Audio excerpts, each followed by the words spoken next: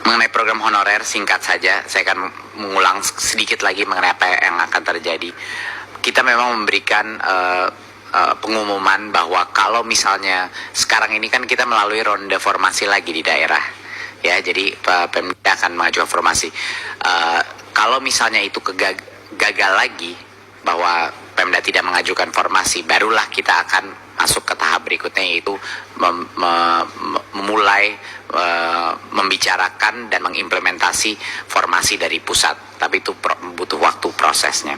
Tetapi yang sudah diputuskan 100%, kenapa harapan besar kami adalah Pemda itu akan mengajukan formasi, karena di tahun ke depan Kemenq udah pasti akan mengajukan suatu peraturan baru di mana dana DAU itu tidak akan kekirim kepada Pemda yang khusus dialokasikan untuk P3K. Jadi apa yang disebut Bu Anita sebelumnya itu tidak bisa terjadi lagi, karena saat ini tidak akan ditarik, hanya akan ditransfer kalau sudah diangkat P3K-nya sesuai dengan formasi kebutuhan yang ditetapkan pusat, ya tentunya, tetapi harus diangkat dulu oleh daerah. Jadi harapan besar kami ini akan benar-benar mendorong Pemda, karena kalau tidak ya uang itu tidak turun. Jadi apa gunanya juga tidak mengangkat para P3K, para guru honorer. Dan tentunya keluhan-keluhan mengenai sekolah swasta sepertinya sudah kami perjelas berapa kali. Sekarang di ronde-ronde berikutnya formasi-formasi untuk swasta itu jauh lebih kecil, ya, dan juga semuanya itu formasinya diprioritaskan untuk guru negeri di sekolah lokasinya dia sendiri. Itu memang sudah.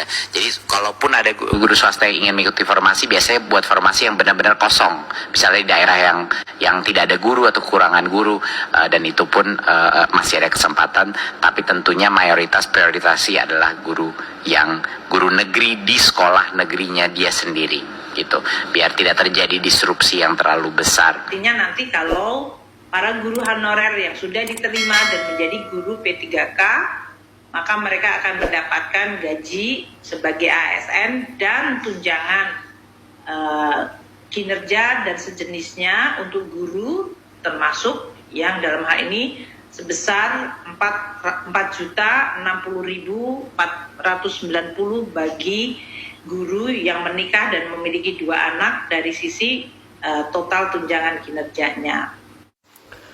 Adapun gaji P3K bagi yang sudah memiliki suami atau istri dan 2 anak disertai potongan pajak sebagai berikut.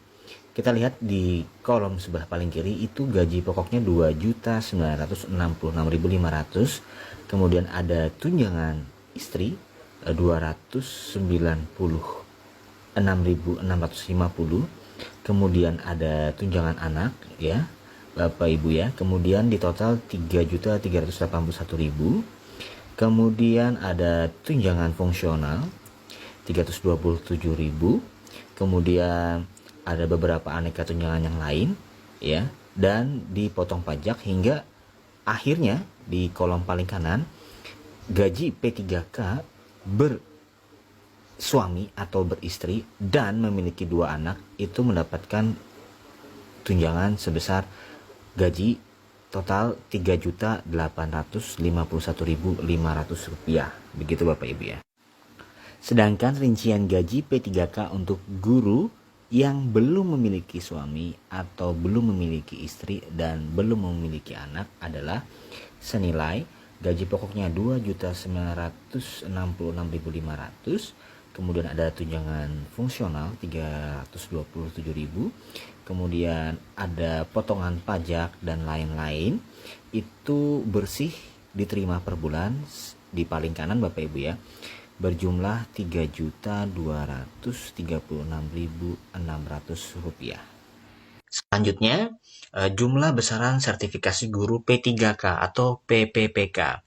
Nah, gaji pokok guru P3K itu Bapak Ibu 2.966.500.